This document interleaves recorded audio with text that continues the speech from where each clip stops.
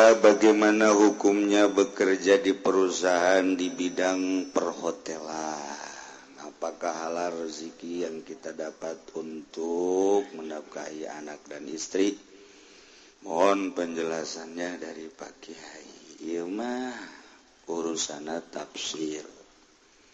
Hotel eta kan diperuntukkan untuk tidur, anu kasasar, jelema anu kapetingan, nu teu boga imah. Tapi nu asup hotel mah biasana nu loba imahna. Nu jelas mah jang istirahat. Selama memang nyana istirahat murni, masalah. Masalah malah bawa keganjaran nyana itu lantaran nulungan. Sanajan bari jeung mayarkan bunga urang ka Jawa Tengah DKS di imah batur besi pajar garong di masjid mah lain jang paranti HS jang salat di warteg atuh.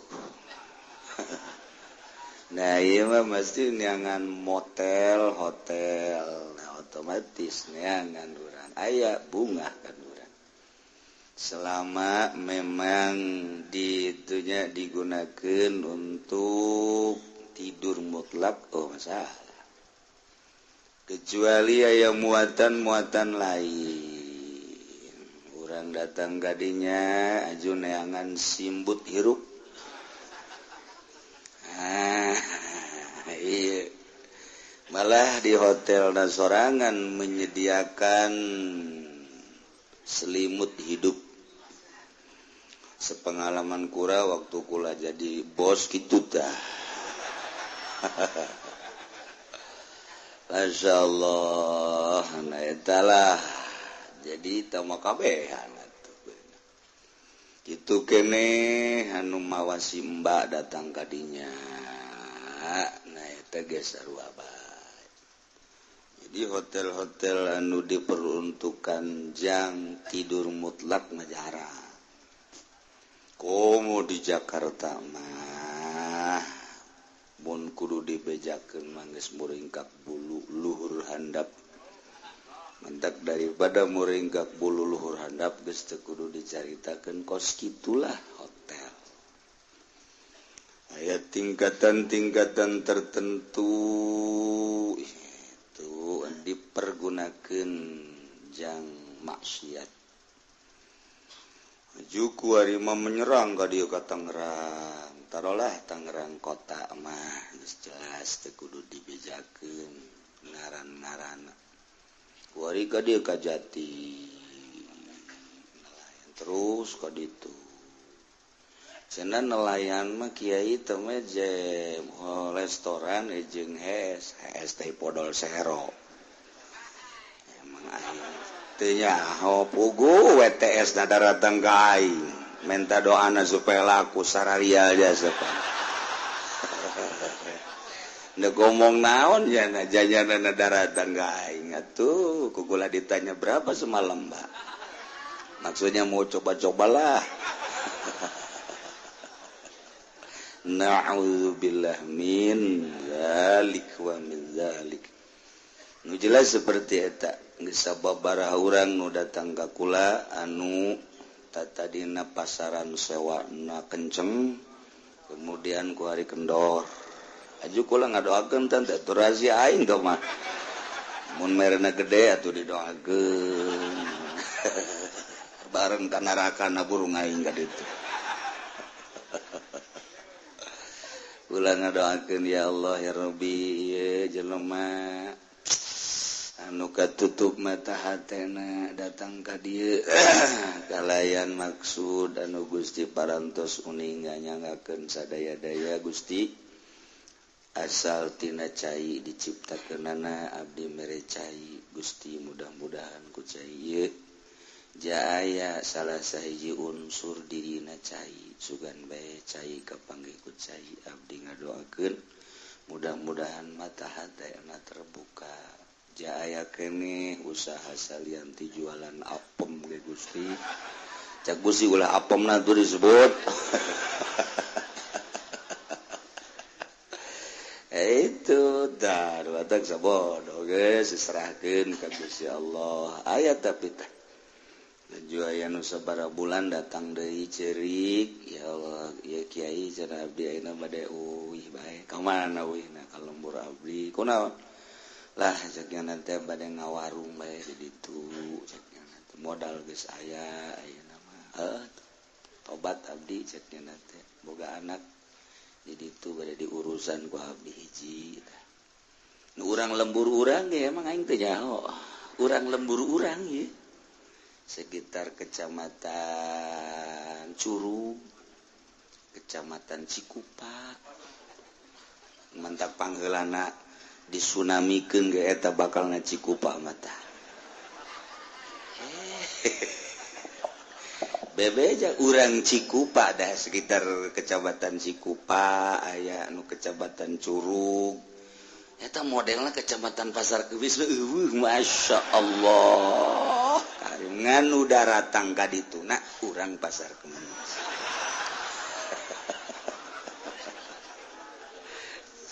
Gusti Allah kula nyaho urang Pasar Kemis teh nu sok nelayan teh nyaho lillahi taala lain lalagan geus mun pake geus lillahi taala geus pohara tah tinggal Allahu akbar bae pan nyahona ti mana nyanana bebeja siapa yang suka yang jadi langganan Mbak ada orang Pasar Kemis juga cenah kiai siapa celepuk we ngomong jisia kada aya we geus lah nyaho oh sababaraha urang sebagian pejabat aya kukula ditaliti kula kan pernah jadi intel baheula jadi diteliti kukula dengan cara kula tuh lain kieu ngobrol nya lagi ngonaekeun kieu mah weh eta mah rahasia ngomong-ngomong aya sababaraha pejabat masya Allah deuk kumaha nagara beres lurah ya ulah diomongkeun lurah terus nyedak bakal naga ditu terus perhotelan dikir cerita perhotelan terus aya sabara aya 2 hotel nu deuk dibangun bari nah eta tanggung jawab MUI nu dihareupeun antara izin mengizinkan dan tidak tergantung MUI-na tanda tangan jadi aya nu geus deuk mere duit ka kula keur bulan puasa supaya kula mengizinkan salah satu hotel pokoknya mau dibejakeun lah daerah ditu masih kampung kula dibawakeun duitna tadi dicokot mama aja butuh panjang lebaran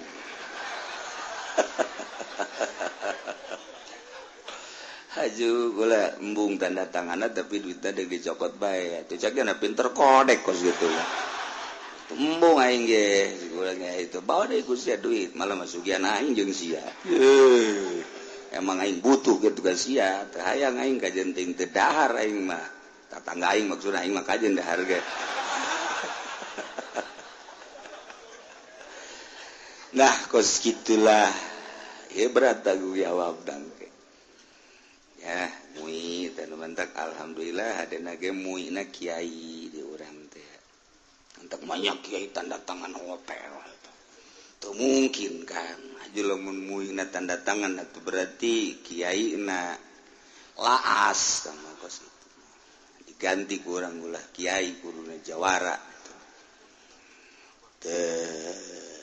gitulah eta gagarak melentis sababaraha encan lamun ka dieu terus jadi pembangunan geus teu disangsikeun deui perhotelan jeung persarana ibadatan di luar Islam MUI lah nu bakal tanda tangan di dinya masyaallah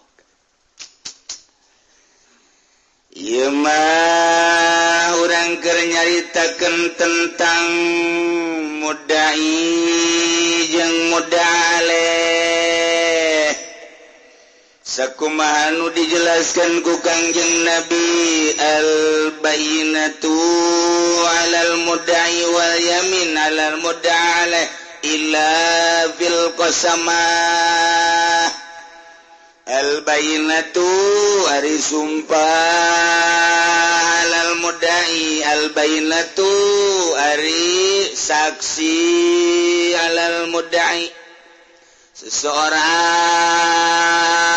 mengaku mesti aya dalil jang muatan pengakuanana saksi bayyinah wal yamin alal mud'ale sumpah jang mud'ale nu didakwana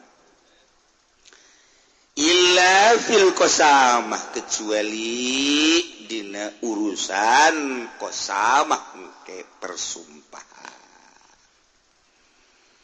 ieu mah urang keur nyaritakeun tentang jinayat berarti hubunganana jeung perusakan tentang jiwa tentang anggota maka isyaratkeun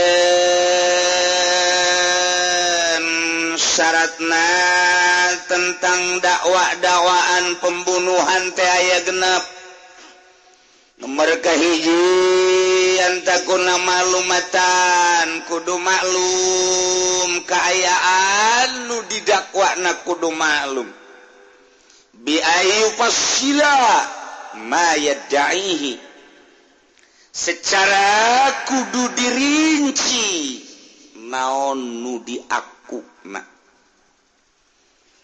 Zaid boga bapa ngaranna Khalid kemudian terbunuh dicarilah pembunuhna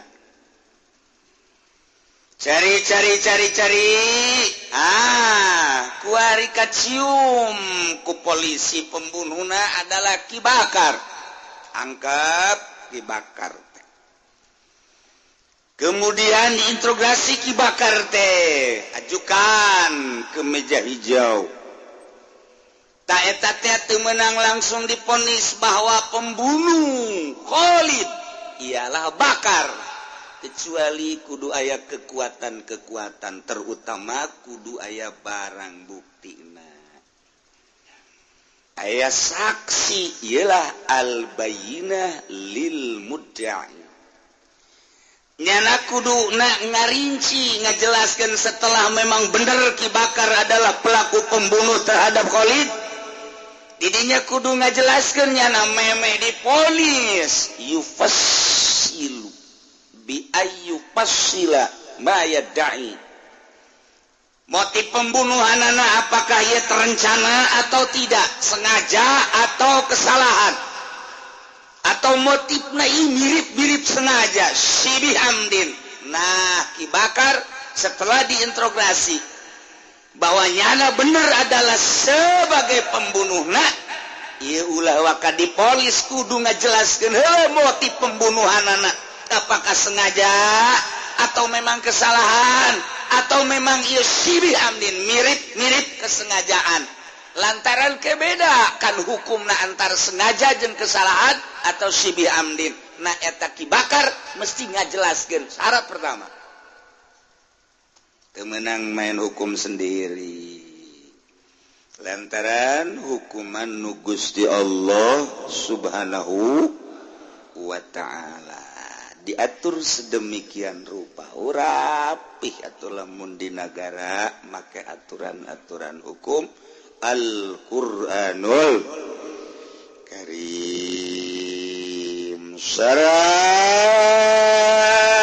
nomor kedua antakuna mulzamatan dakwanana kudu geus ditetepkeun geus palatus mau dakwah hibati sain teu bisa didenye jelema ngadakwa misalna dibere sesuatu tanpa aya dalil tanpa aya kekuatan argumentasi Zaid misal urusan hibah Zaid dibere mobil ku kemudian mobil tersebut di aku kuki bakar taeta Ki Zaid ngaku bahwa mobil anu aya di Ki Bakar eta adalah mobil anu enggeus dibikin ka kaulah cek Ki Zaid teh aku Ki Khalid taeta mengaku bahwa Zaid telah diberi mobil oleh Ki Khalid sedangkan mobilnya aya di Ki Bakar nah eta ge perlu argumen-argumen dalil-dalil lamun langsung ditanggapi baik waktu pada ngararaku baik kabeh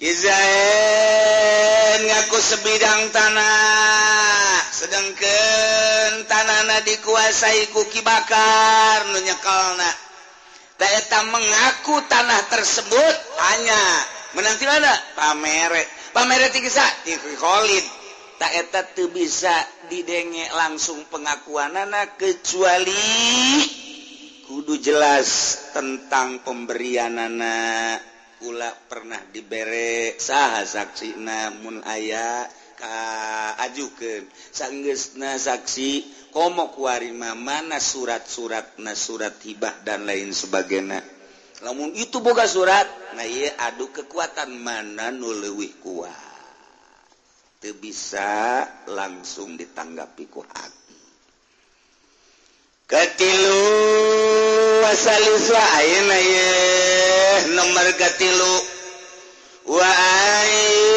ainal mudale nomor katilu si mudai teh kudu nganyatakeun dina dakwaanana al mudale kanu didakwana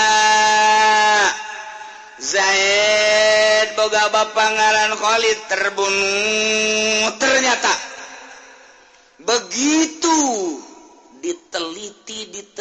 diteliti pembunuhna teh ieu adalah mengarah ka Ki Bakar nah ieu Ki Zaid teh kudu ngajelaskeun dina mengaku pembunuh terhadap bapana nu ngaran Khalid mengarah ka Ki Bakar kudu ngajelaskeun bahwa Ki Bakar adalah sebagai pembunuhna tentuna kudu aya tanda-tanda kudu jelaskeun tanda-tanda pelaku pembunuhan tersebut nu mantak setelah lapor langsung tewak ku polisi setelah ditewak integrasi langsung kudu ngajelaskeun Zaid panggil setelah Zaid panggil Bakar dia panggil nah eta urusan polisi kadituna lantaran urang make cara-cara urang hese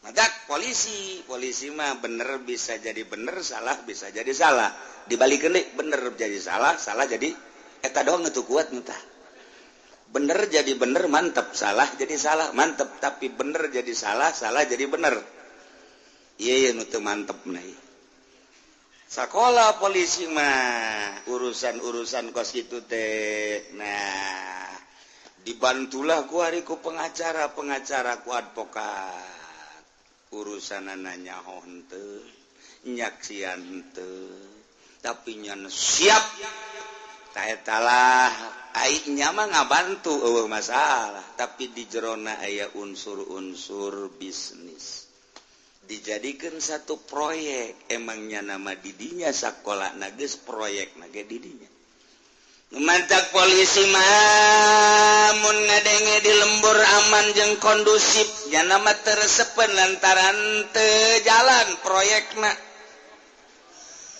tapi lamun ngadenge aya hal-hal anu perlu diberesan ku polisinya nama geus ketak bae sakumaha neuleuh buah ngora eta polisi eta kos kitu percis dunyian rumah sakit lamun ngadenge masyarakat sararehat bae nya nama belu bahasa mana teh belu nya nama lamun ngadenge masyarakat teh sararehat teh sararial jasa aing ngabuangun mahal masyarakat eueuh asup ka rumah sakit aing teluhan bae kitu ku aing teh carita sompral.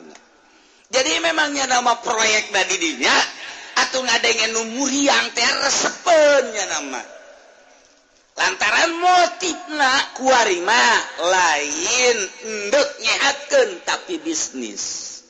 Tapi ketikanya nanyiun satu bangunan niat lillahi ta'ala jangan waraskeun secara lahiriah hakikat ti Gusti Allah eueuh masalah nyana alhamdulillah beuh masyarakat ieu sararehat nuhun aing teu riweuh cek nyana teh geus bae alhamdulillah nu penting para ke ibadah aing mah geus senang bae nu aya lillahi ta'ala eueuh tak pikiran naon-naon sebabnya ngabangun ge bangunan ge teu nyokot di bank menang sorangan lillahi ta'ala cenah nu perlu diopnam aya tempatna dideuleu jelemana ieu mah jelema susah mampuna sabaraha tah ieu di dieu ieu mah rada ieu di dieu ieu mah rada luhur ieu mah di dieu cenah teu kabayar ku meuli obat dage geus pokona mah aing mah nu penting calalager bae alhamdulillah pokona aing mah nilu sia calalager bae ge cenah mayarna ku kotok masalah cenah ku embe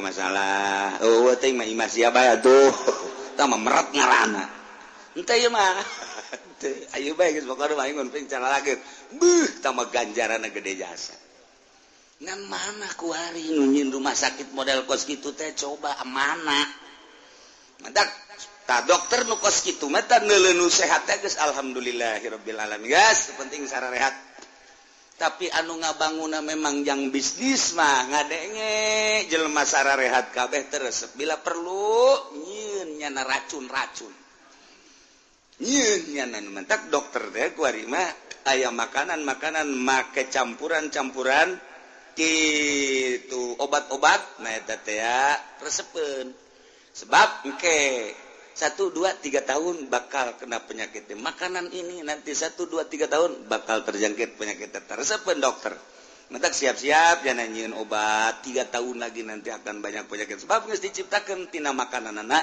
kos kitu kos urang naik mobil di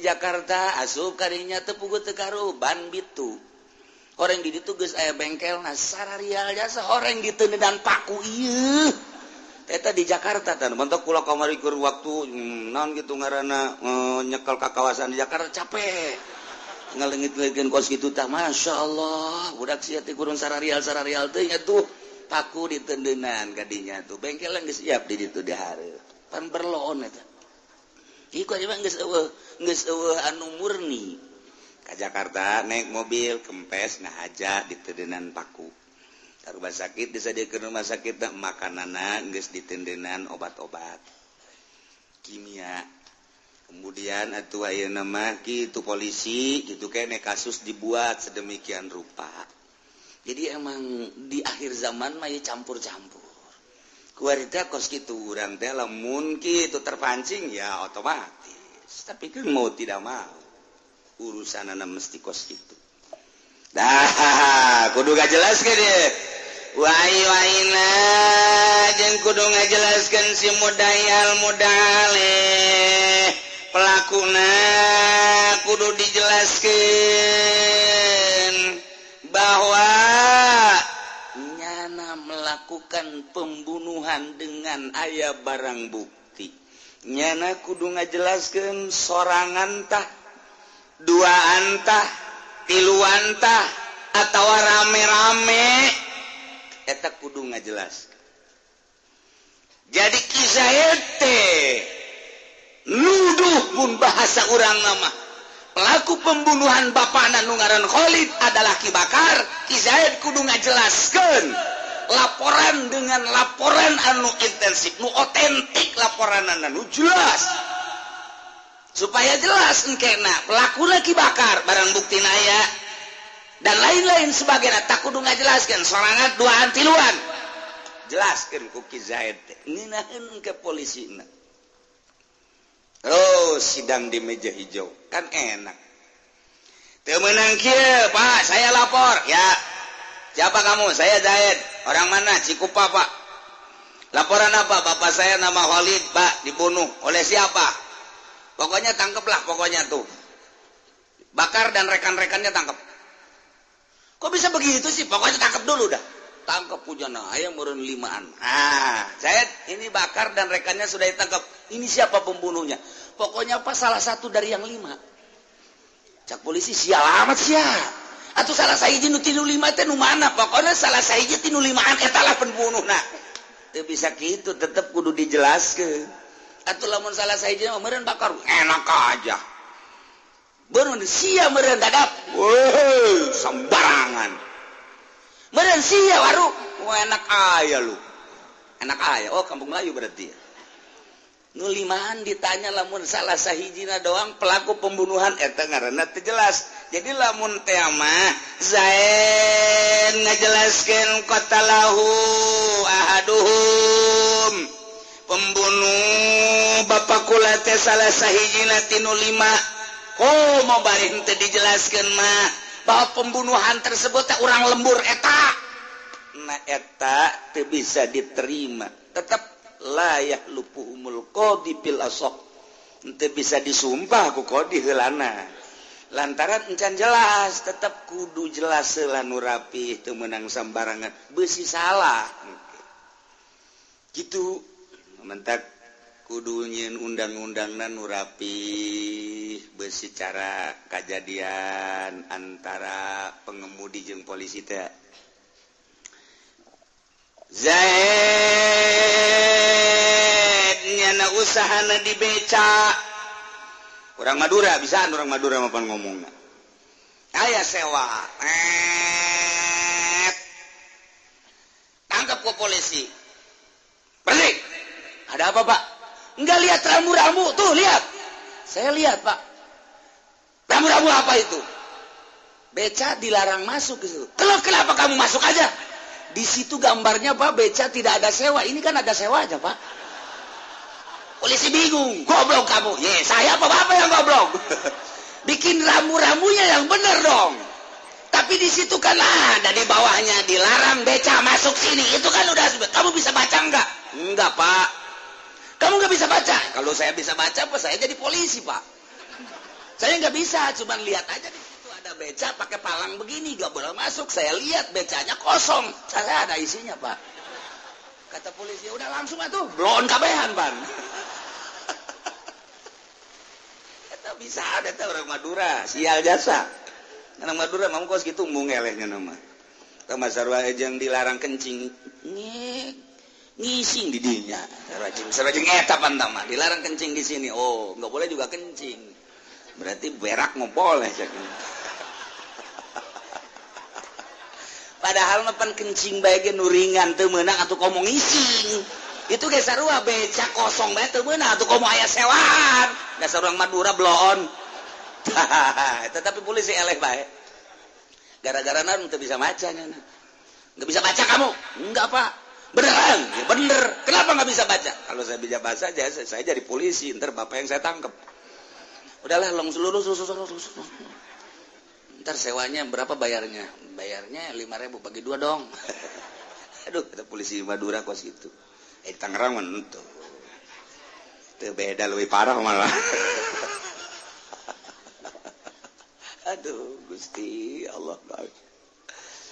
Wa yajriyali bidawa gosobin berlakulah dakwah jeung modal tentang dakwahan mengenai tentang gosok sarua sapedah Ki Zaid digosok ku Ki Bakar terjadilah dakwah mendakwa ta ieu geus teu meunang sambarangan tentang penuduhan penggosoban atau maling wasarikotin yang sarikoh teu meunang langsung diponis seseorang tanpa dijelaskeun heula.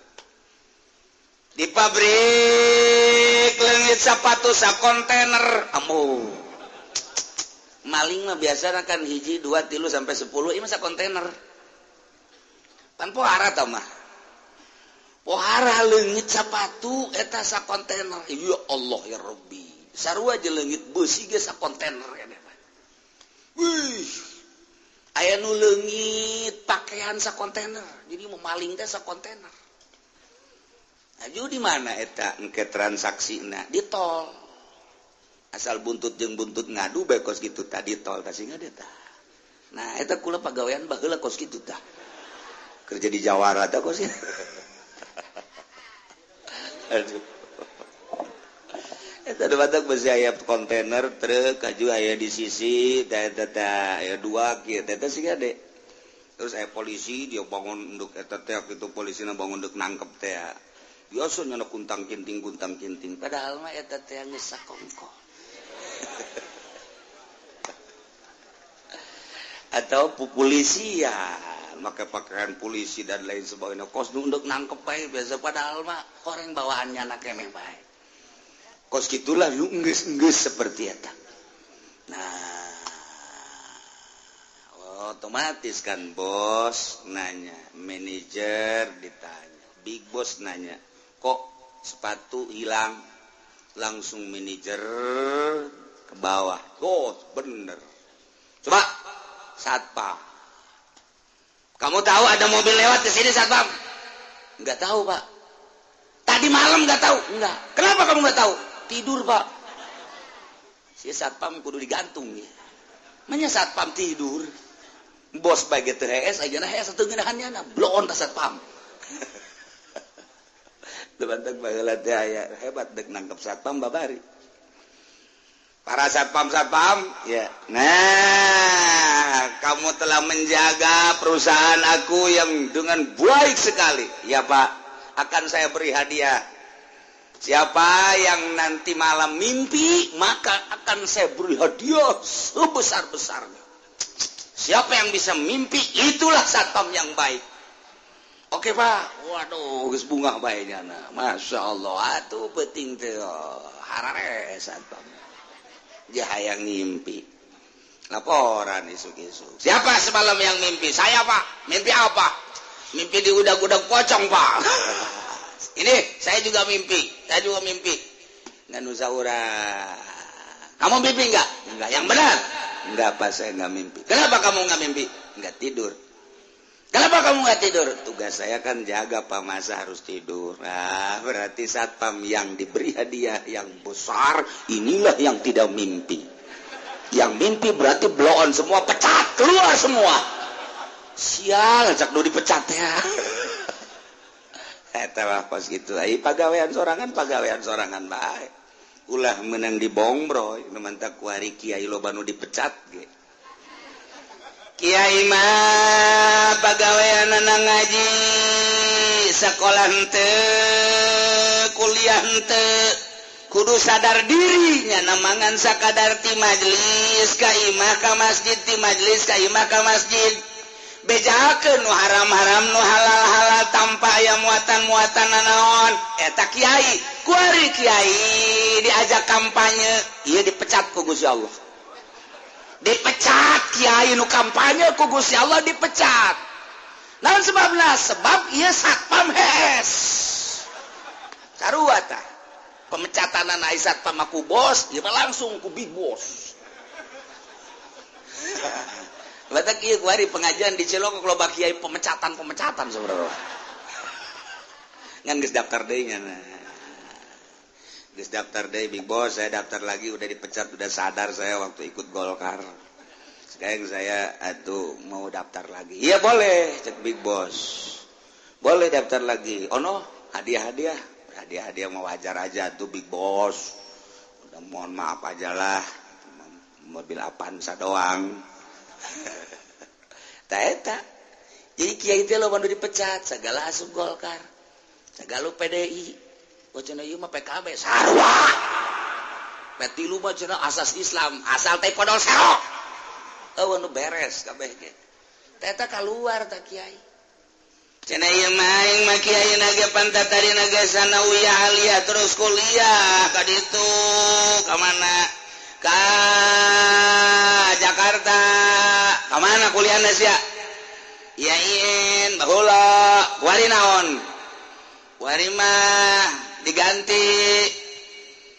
Nah, jadi kulama aya bidang di dinya teh eta. Nu mantap kulama ka dinya, ulah jadi kiai atuh sia. Di dinya tuh di urusan politikus, di urusan perpolitikan. Jadi kulama jadi kiai ongkoh, jadi politikus ongkoh. apa naik kiai mah ngagugulung ilmu Allah ai politik di Indonesia mah ngagugulung ilmu jurig manya bisa akur antara kakiaian jeung kajurigan sia dek gedean kakiaian ka Allah dek gedean kajurigan pilih ku sia dipecat sia kuai tah teu malikir teh kiai da ieulah percis ku satpam molor dipecat ku bos teh ge kiai keluar tidak rela dipecat mata embungeun masyarakat ngaji di tongtrongan bae ge tongtrong datang ke songhek tongtrong tambah make sapeker dulur majelis geus bagus ya kulan teh gara rajin bolon cek masyarakat sia nu bolon ngadu jeung masyarakat goblok sia teh kieu tolol je teh daekeun ngararaji ulah ka ngajakan batur kiai heula apaan sabeulem tah aduh Gusti Allah sakieu yang balik lah sudah ngaji nah tuh sanu nih tah ngaji ka dieu